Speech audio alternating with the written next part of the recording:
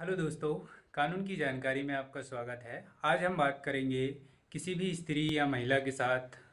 कोई भी पुरुष या व्यक्ति बलात्कार करते हैं तो कौन से धारा के तहत दंड का प्रावधान है। यह भारतीय दंड अधिनियम धारा 375 और 376 के अंतर्गत कोई भी स्त्री के साथ किसी भी पुरुष जोर जबरदस्ती करके संभोग करते हैं या उसकी उम्र 18 साल से कम है और उसके उस स्त्री के साथ संभोग करते हैं या फिर वह स्त्री दिमागी तौर पे पागल है तो वह उसके साथ यदि संभोग करते हैं या फिर किसी भी स्त्री के साथ मारपीट करके उनके साथ संभोग करते हैं या किसी भी स्त्री को कहीं दूसरी जगह पे लालच देकर ले जाते हैं और वहाँ पे उसके साथ दुर्व्यवहार करते हैं तो ये पूरा अपराध के श्रेणी में आता है। यदि वह स्त्री या महिला उनके इच्छा के विरुद्ध उसके साथ संभोग करते हैं तो वह पुलिस स्टेशन में जाकर केस दर्ज करा सकते हैं उस पर्टिकुलर अपराधी के विरुद्ध और उनके ऊपर कार्रवाई चलेगा। किसी भी स्त्री के साथ इस तरीके का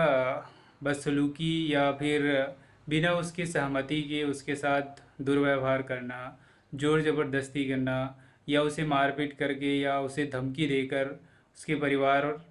वाले उसके माता पिता को मार देने की धमकी देकर उसके साथ संभोग करते हैं तो यह दंड के प्रावधान में आता है और भारतीय दंड अधिनियम धारा 375 376 के अंतर्गत यह बलात्कार का अपराध है जो किसी भी स्त्री के इच्छा के विरुद्ध किया जाता है। उसे उसके मानसिक दबाव बनाकर या उसे प्रताड़ित करके या उसे डरा कर धमका कर मारपीट कर या किसी भी नाबालिग लड़की जिसको समझ नहीं है उनके साथ इस तरीके का व्यवहार करते हैं तो यह पूरे जो है अपराध के श्रेणी में आता है। इसमें भारतीय दंड अधिनियम धारा 376 75 के तहत इसमें उस अपराधी को 7 साल से लेकर 10 साल की सज़ा प्लस जुर्माना हो सकती है।